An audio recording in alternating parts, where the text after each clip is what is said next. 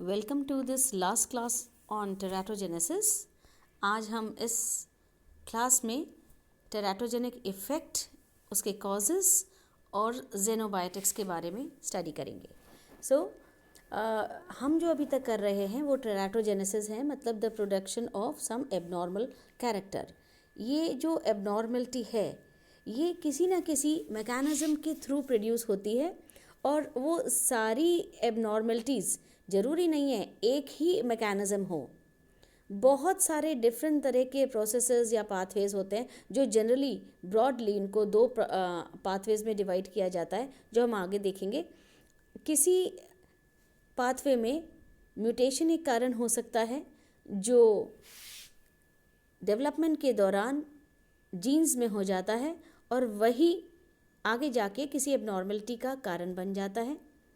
कई बार rapid mitosis भी abnormality का कारण बन सकती है। कई बार कुछ डीएनए या आरएनए सिंथेसिस इफ़ेक्ट हो जाती है और जिसके कारण वापस कोई एबनॉर्मल फीचर डेवलप हो जाता है। कोई इम्पॉर्टेंट स्ट्रक्चर इसलिए नहीं बन पाता कि कोई एंजाइम मिसिंग होती है। So there may be any and many different type of reasons for teratogenic production. ये इनमें से कोई रीज़न pH में चेंज भी हो सकता है, जिसके कारण ऑस्मोलैरिटी का चेंज भी टेराटोजेनिक इफ़ेक्ट दिखा सकता है।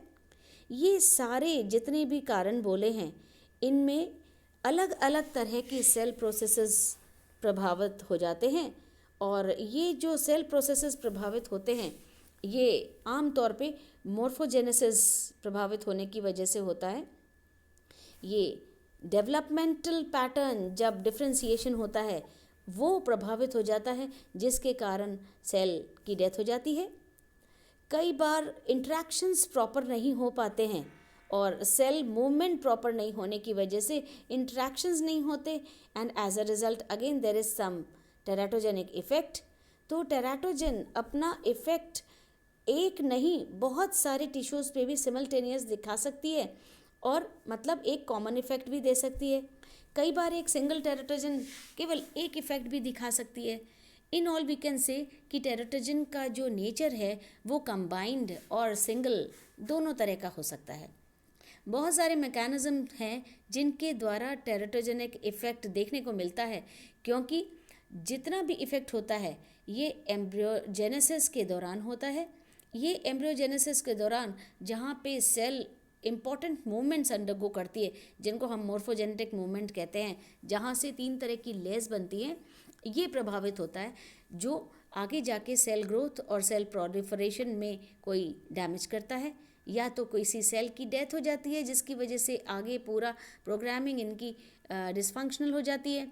सेल माइग्रेट करने में कोई प्रॉब्लम देती है या प्रॉब्लम महसूस करती है, जिसकी वजह से वापस ये इफ़ेक्ट हो सकता है। सेल और टिश्यू इंटरेक्शंस भी आपस में प्रॉपर नहीं हो पाते हैं, जिसकी वजह से टेराटोजेनेसिस हो जाता है, या ये सारे डिस्ट्रप्शन किसी ना किसी रूप में चलते चले जाते हैं। एज अ रिज़ल्ट जो प्रॉपर सेल फंक्शनिंग और सेल इंट्रैक्शन होना चाहिए वो नहीं हो पाता। ये जो मैकेनिज़्म है टेराटोजेनेसिस का, ये 2 मेन क्लासेस में फॉल करता है।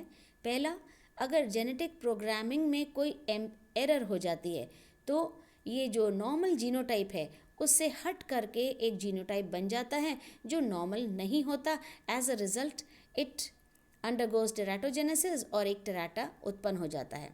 दूसरा कारण एनवायरमेंटल एजेंट भी हो सकता है, या कोई ऐसा फैक्टर जो एम्ब्रियो के डेवलपमेंट के दौरान इंटरफेयर कर रहा है उसके डेवलपमेंट के साथ, जैसे कोई ड्रग या केमिकल या रेडिएशन या टेम्परेचर इफेक्ट या कोई प्रकार का इन्फेक्शन या कोई मेटाबॉलिक स्टेट या फिर कोई भी दूसरा मैकेनिकल फैक्टर। ये कोई भी फैक्टर हो जो किसी एम्ब्रियो के प्रॉपर डेवलपमेंटल पैटर्न को हैम्पर कर रहा है या इसके फंक्शन को कमज़ोर कर रहा है, ये आगे जाके टेराटा उत्पन्न करने का एक कारण बन सकता है। टेराटोजेनिक मैकेनिज़्म, इनको हम और डिवाइड कर सकते हैं कि ये या तो स्पेसिफिक होते हैं या फिर ये नॉन स्पेसिफिक होते हैं। अगर ये स्पेसिफिक होते हैं तो ये रिसेप्टर मीडिएटेड होते हैं और नॉन स्पेसिफिक होते हैं, तो they lead to the death of the cell. Teratogens दोनों तरह का इफेक्ट दिखा सकते हैं, स्पेसिफिक भी और नॉन स्पेसिफिक भी। इवन जनरल ये जो साइटोटॉक्सिक जीनोटॉक्सिक टेराटोजेंस होते हैं, ये मॉलिकुलर कंपोनेंट पे अपना इफेक्ट दिखाते हैं और टिश्यू का जो फॉर्म है, ससेप्टेबिलिटी है, उसको मॉडिफाई करते हैं। So after the modification of tissue again terata can come into can be produced. Initial molecular mechanism ये कुछ भी हो सकते हैं, ये सेल डेथ भी हो सकती है, सेल डिफ्रेंसिएशन में ऑल्टर हो सकता है, सेल सिग्नलिंग में ऑल्टरेशन हो सकती है, और पैथोजेनेसिस खुद एक कारण हो सकता है जिसकी वजह से सेल का जो नॉर्मल फंक्शन है वो डिस्टर्ब होता है। तो बहुत सारे मॉलिकुलर मैकेनिज्म भी हैं जिसकी वजह से टेराटोजेनेसिस हो सकता है, और ये सारे प्रोसेसेस आपस में इंटरट्वाइंड भी रह सकते हैं और तब जाके किसी टेराटा का जन्म होता है। ये जितनी भी सेल डेथ मीडिएटेड टेराटोजेनेसिस हैं उनकी स्पेसिफिसिटी ये है कि टिश्यू ससेप्टेबिलिटी चेंज हो जाती है, टिश्यू का रिएक्ट करने का तरीका चेंज हो जाता है, और ये चेंज किसी भी कारण हो सकता है। कोई भी अनवांटेड अनडिजायर्ड एलिमेंट इस चेंज को कर सकता है, या कोई भी पॉइजनस एलिमेंट जब अंदर आ जाता है उस पर्टिकुलर एम्ब्रियो के ग्रोथ के साथ इंटरफेयर करता है तो टिश्यू की रिस्पॉन्सिविटी चेंज हो जाती है। टिश्यू की सेंसिटिविटी सबसे ज़्यादा होती है जब ऑर्गेनोजेनेसिस होता है लिम्ब्स का, और सबसे कम होती है जब ऑर्गेनोजेनेसिस होता है हार्ट और योक सैक का। मतलब लिम्ब बड्स बनते वक्त टिश्यू की सेंसिटिविटी सबसे ज़्यादा होती है, और सबसे कम सेंसिटिविटी होती है जब हार्ट और योक सैक बनता है। कुछ और कैरेक्टरिस्टिक मैलफॉर्मेशन हो सकते हैं, जैसे लिम्ब डिफेक्ट्स भी होता है या हार्ट डिफेक्ट भी हो सकते हैं। ये सारे जो डिफेक्ट्स हैं इसलिए होते हैं कि डीएनए सबसे ज़्यादा एक्सेसिबल एस फेज़ में, मतलब सिंथेटिक फेज़ में होता है। ये डिफेक्ट बहुत जल्दी या देर से मैनिफेस्ट कर सकते हैं, और बहुत ज़्यादा ज़रूरी तो ये है कि कोई भी इस प्रकार का अनडिज़ायर्ड एलिमेंट उस पर्टिकुलर विंडो पीरियड में नहीं आए जब वो हार्म क्रिएट या जब वो नुकसान फैला सकता है या नुकसान कर सकता है उस पर्टिकुलर डेवलपमेंटल प्रोसेस में। There are many molecular mechanism involved. Now talking about the type of substances which are the cause of this disease या the cause of teratogenesis। वो सारे सब्सटेंसेस जो इस प्रकार का एबनॉर्मल कैरेक्टर उत्पन्न करते हैं उनको हम टेराटोजेंस कहते हैं। ये टेराटोजेंस बर्थ डिफेक्ट्स भी कॉज कर सकते हैं और एम्ब्रियो या फीटस में, जिसकी वजह से फीटस बिल्कुल पूरी तरह से मर भी सकता है, या फिर उसके अंदर कोई डेवलपमेंटल फेलियर भी हो सकता है जो फंक्शनल या फिर किसी और फेलियर के या किसी और तरह के मैल फॉर्मेशन में अपने आप को मैनिफेस्ट कर सकता है। जितने भी टेराटोजेनेसिस के कारण हैं वो सारे कारण या तो टॉक्सिक सब्सटेंसेस हो सकते हैं या तो फिर वर्टिकली ट्रांसमिटेड इन्फेक्शन हो सकता है। टॉक्सिक सब्सटेंसेस में कोई भी प्रकार के सब्सटेंस हो सकते हैं, जैसे ड्रग्स हो सकते हैं, कोई एनवायरमेंटल टॉक्सिन हो सकते हैं, पोटेशियम आयोडाइड हो सकती है, या वर्टिकली ट्रांसमिटेड सब्सटेंसेस के अंदर या इन्फेक्शन के अंदर ये मदर टू चाइल्ड ट्रांसमिशन हो जाता है, and that takes place because of placenta, where any type of chemical जो हार्मफुल है वो मदर से बच्चे की तरफ पास हो जाता है ड्यूरिंग प्रेगनेंसी, तो it creates the particular disorder. There may be a lack of nutrients। जो खाने में हम पदार्थ लेते हैं उसमें अगर कोई ऐसा पदार्थ ले लें जो टेराटोजेनेसिस का कारण बन जाए तो it may be folic acid. For example folic acid की ये जो कमी है न्यूट्रिशन में, ये प्रेगनेंसी के दौरान बच्चे के अंदर स्पाइना बाइफिडा नाम की डिजीज़ क्रिएट कर देगी। We have already studied about the disease. यही फोलिक एसिड फूड प्रोसेसेस के दौरान यूज़ किया जाता है फूड प्रोडक्ट्स के अंदर, और ये ब्रेकफास्ट सीरियल्स इन सब के अंदर या सब के द्वारा हमारे बॉडी के अंदर जाता है। इसी फोलिक एसिड के जब हाई लेवल्स हमारे बॉडी में हो जाते हैं तब सीवियर हेल्थ रिलेटेड प्रॉब्लम्स भी पाई जाती हैं। तो just talking about a single element like folic acid, इसकी कमी भी टेराटोजेनिक इफेक्ट देती है, और इसकी अधिक जमा जब हमारे बॉडी में हो जाता है तब भी ये टेराटोजेनिक हो जाता है। कुछ फिजिकल रिस्ट्रेंट्स होते हैं जिसकी वजह से टेराटोजन हो सकता है। जेनेटिक डिसऑर्डर्स भी टेराटोजेनेसिस कॉज कर सकते हैं, और एक किसी प्रेग्नेंट लेडी के उस दौरान अगर वो अल्कोहल ले तो वो भी टेराटोजेनिक हो सकती है। सो टेराटोजन एक ऐसा एजेंट होता है जो परमानेंट उसके स्ट्रक्चर में ऑल्ट्रेशन कर सकता है या फंक्शन में ऑल्ट्रेशन कर सकता है ऑर्गेनिज्म के, और ये सब होता है एम्ब्रियोनिक लाइफ के अंदर। कुछ और कारण जो टेराटोजन की तरह यूज़ किए जाते हैं या टेराटोजेनिक कहलाते हैं, उनको हम म्यूटेटेड जीन भी कहते हैं, जो जीन को साधारण नहीं रह के उसको परिवर्तन कर देती है, और ये म्यूटेंट जीन अब टेराटोजन हो जाती है। फिज़िकल एजेंट जो एक्सरे या फिर टेम्परेचर, ये भी फिज़िकल एजेंट की तरह काम करते हैं, क्योंकि ये डीएनए के स्ट्रक्चर में चेंज ला देते हैं, and it is not a normal desired DNA now, क्योंकि वो चेंज हो चुका है। केमिकल एजेंट्स जैसे हम बात करी ही थी, अल्कोहल और कुछ ड्रग्स, या कई बार अगर वो पर्टिकुलर लेडी बीमार हो जाती है और वो कुछ केमिकल्स लेती है, ड्रग्स लेती है ठीक होने के लिए, वो भी इंटरफेयर कर जाते हैं अगर वो विंडो पीरियड के दौरान दे दिए जाते हैं।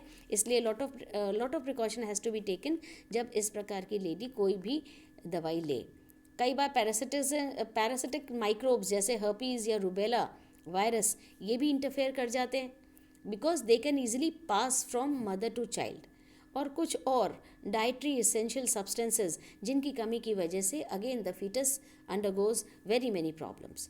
ये कुछ एनवायरमेंटल फैक्टर्स हैं जो बर्थ डिफेक्ट्स देते हैं, क्योंकि टेराटोजन हम मानते हैं कि ये एनवायरनमेंट का वो एजेंट होता है जो बर्थ के दौरान एबनॉर्मलिटी कॉज करता है फीटस की, और यही फीटस या तो फिर मर जाता है या तो फिर कोई जेनेटिक डिसऑर्डर लेके पैदा होता है, जो स्ट्रक्चरली भी एविडेंट हो सकती है या फिर किसी फंक्शनल डिफेक्ट के रूप में देखने को मिलती है। They are very many disease, ये डिजीज़ की एक लिस्ट है, जैसे मिथाइल मर्करी क्या इसको पॉइजन करती है, diabetes, phenylketonuria, these all diseases, microcephaly, ये सारी हम पढ़ चुके हैं।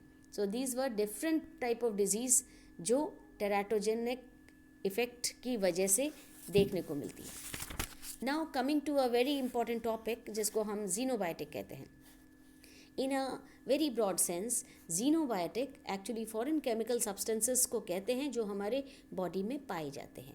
ये सब्सटेंसेस ये नॉर्मली प्रोड्यूस नहीं होते बॉडी के द्वारा, और ये कोई एक्सपेक्ट भी नहीं करता किसी ऑर्गेनिज्म के अंदर ये सब्सटेंस पाए जाएंगे, लेकिन फिर भी ये सब्सटेंस हमारी बॉडी के अंदर पाए जाते हैं, और जब इनका हमारे बॉडी के अंदर एक पर्टिकुलर कॉन्सेंट्रेशन से ज़्यादा जमा हो जाते हैं ये, तब ये टेराटोजेनिक हो जाते हैं। So xenobiotics are another category of very important substances. ये शरीर के वो सारी रसायन जो शरीर खुद नहीं बनाता, और ये फॉरेन सब्सटेंसेस होते हैं, जीनोबायोटिक सब्सटेंसेस कहलाते हैं। इनमें दो तरह के सब्सटेंसेस शामिल हैं, एक को हम मैनमेड जीनोबायोटिक्स कहते हैं और एक को नेचुरल जीनोबायोटिक्स कहते हैं।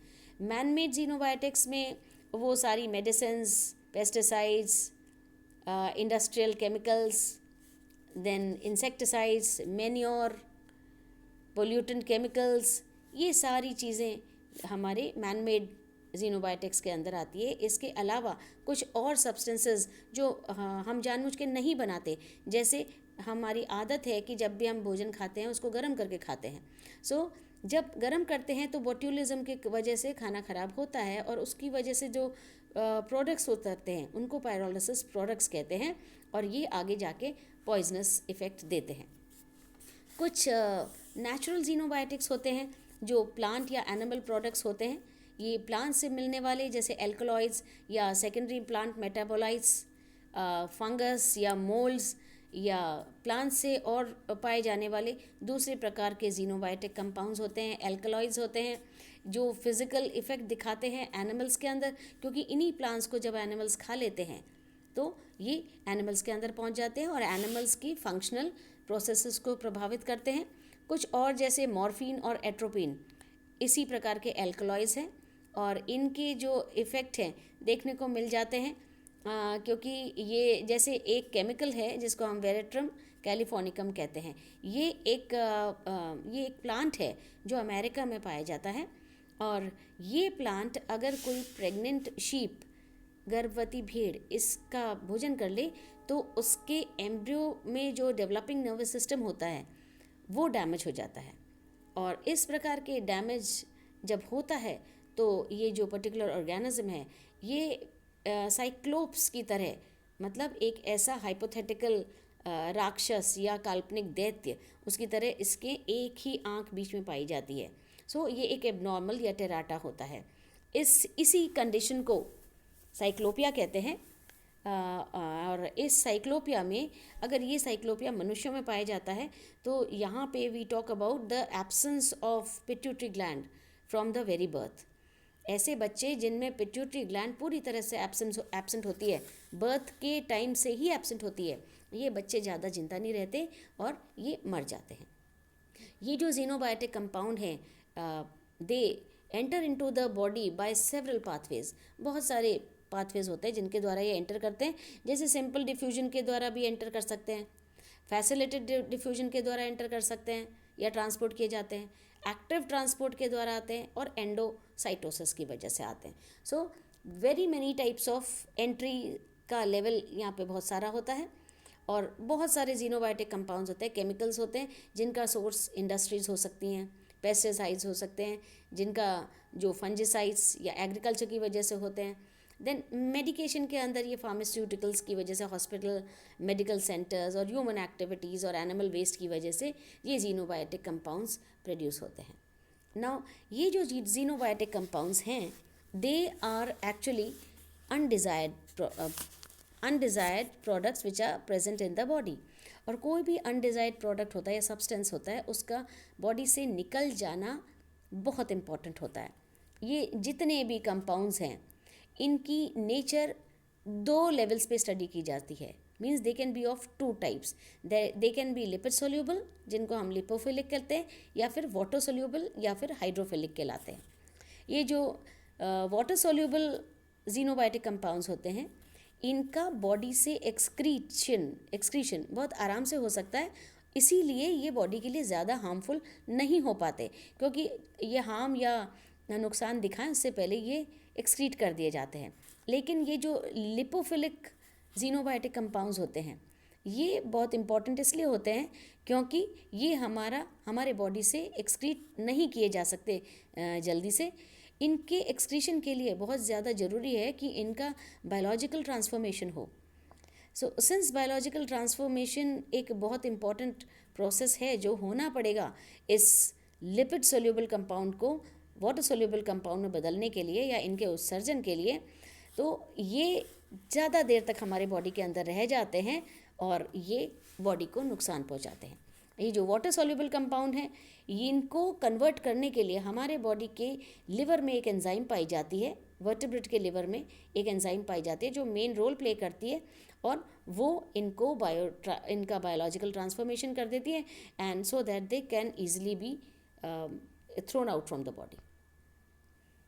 टाइप ऑफ जीनोबायोटिक कंपाउंड्स, 2 तरह के जीनोबायोटिक कंपाउंड्स होते हैं, एक्सोजीनस एंड एंडोजीनस। एक्सोजीनस जो बाहर से आते हैं जैसे ड्रग्स या फूड एक्टिविटीज़ या पोल्यूटेंट्स, इंसेक्टिसाइड्स, कार्सिनोजेंस, और एंडोजीनस जो बॉडी खुद बनाता है जैसे bilirubin, bile acid, steroids and many more compounds जो टाइम टू टाइम बॉडी के अंदर बनते चले जाते हैं। जीनोबायोटिक कंपाउंड्स ट्रांसफॉर्म हो जाते हैं किसी भी इन एक प्रोसेस से, ऑक्सीडेशन के द्वारा भी हो सकते हैं, रिडक्शन के द्वारा हो सकते हैं, हाइड्रोलिसिस के द्वारा हो सकते हैं। सो बहुत सारे तरीके हैं जिसके द्वारा जीनोबायोटिक कंपाउंड्स ऐसे सरलीकरण प्रोसेस को अंडरगो कर दें जिसके द्वारा वो एक्सक्रीशन के वजह से बॉडी से बाहर छोड़ दिए जाएं। Apart from this there are many xenobiotic compounds जिनका डिफरेंट लेवल पे आप स्टडी कर सकते हैं। इनका पूरा जो अकाउंट है आपकी बुक में दे रखा है, जैसे thalidomide is a very important compound, और एल्कोहल है, रेटिनोइक एसिड है, पैरासिटिक माइक्रोब्स हैं, देन जर्मन मीजल्स हैं, CMV, trypanosoma pallidum, toxoplasm, then you have some other substances also जिनकी वजह से मेटाबॉलिक इम्बैलेंसेस हो जाते हैं, या तो कोई बोना पैदा हो जाता है, क्रिटेनिज्म हो जाता है, डायबिटीज़ हो जाती है, फोलिक एसिड डेफिशिएंसी हो जाती है, ब्रेन इनकम्प्लीट डेवलपमेंट होती है, फिनाइल कीटोन्यूरिया हो सकती है, या वो डिफरेंट कोई भी तरह के विरूपत्ति या मैलफॉर्मेशन हो सकती है।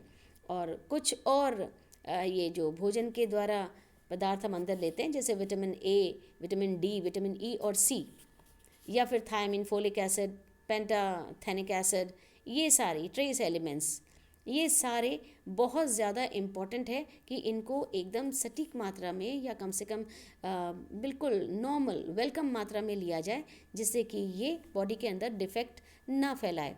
क्योंकि फोलिक एसिड का हाल हम पहले देख ही चुके हैं, कैसे फोलिक एसिड की कमी स्पाइना बाइफिडा क्रिएट कर देती है, और वही फोलिक एसिड अगर ज़्यादा हो जाता है तो फिर ये हमारे न्यूरल सिस्टम के साथ इंटरफेयर करता है, और ये एनसेफली या फिर हम कहते हैं ब्रेन डिफेक्ट्स को मैनिफेस्ट करता है, और जो टेराटा है वो प्रोड्यूस हो जाता है।